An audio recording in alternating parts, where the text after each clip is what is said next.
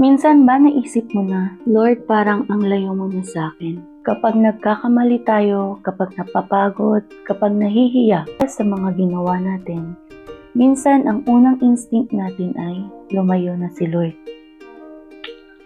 Pero ito ang sinabi ng Psalms 139. Alam ng Diyos ang lahat tungkol sa iyo. Alam niyang iniisip mo, nararamdaman ang mga luha, kahit ang mga salitang hindi mo pa nasasabi. At sa verse 7, sabi dito, where can I go from your spirit? Where can I flee from your presence? Hindi ito tanong dahil gusto niyang tumakas.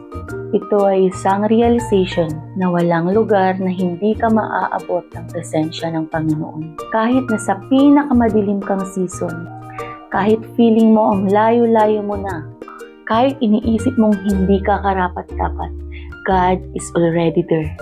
Hindi siya naghihintay na maging perfect ka bago ka lapitan. Siya ang lumalapit.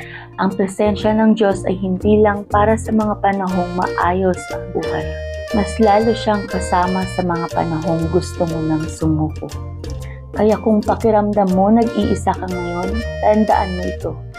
You may feel far from God, but God has never been far from you. Hindi ka niya iniwan, hindi ka niya kinalimutan, at hindi ka niya titigilang hanapin.